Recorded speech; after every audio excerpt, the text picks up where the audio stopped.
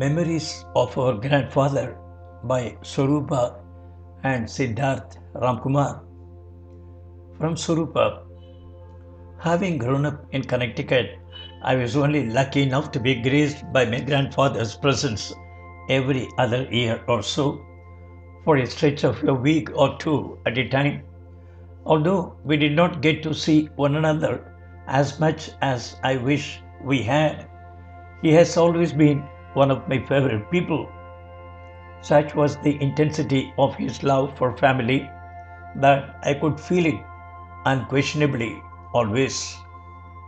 Even now, while I'm missing his presence in my life, I can access those feelings of warmth and love just by thinking of my favorite memories of him.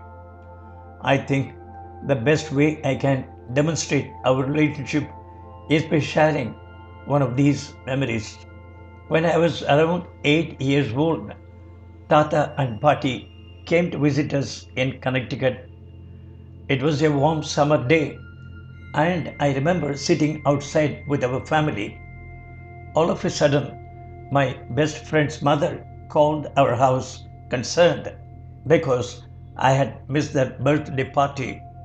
I was extremely upset with my mother, who must have just forgotten that the party was scheduled on the day.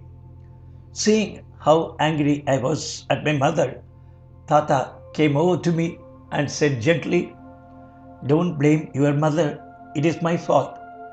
I forgot to remind you about the party." Of course, there was no way he could have known that this party existed, but he wanted to console me and simultaneously shield my mother from my tantrum. Tata would always say, "You are your mother's baby, but she is still my baby." Although I always admired Tata for his intellect and discipline, he was also always such a doting father and grandfather. He lived his life expressing his unconditional care for others, and this is the quality that I cherish most about him. From Siddarth, I have been blessed to have spent so much time with Sudaram Tata over the course of nearly 3 decades. If there was one story that Tata would keep bringing up when I saw him, it was the one about my sister and me when I was in preschool, 3 years of age. One specific day, when Tata picked me up from school, I had a determined look on my face and appeared really focused. It was unusual of me to not greet him with my full attention. When we arrived at home, I immediately ran into the house and found my way to the top floor. All of a sudden, everyone heard my sister, a baby at that time, crying loudly. Everyone in alarm ran upstairs to see what had happened.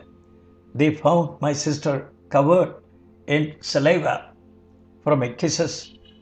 Tata told me that the teacher had made everyone promise that they would kiss their siblings after coming back from school. He was very shocked at how seriously I had taken that requirement from the teacher. Every time Tata recounted this story, I could see the glow in his eyes and the happiness he felt when I kissed my sister.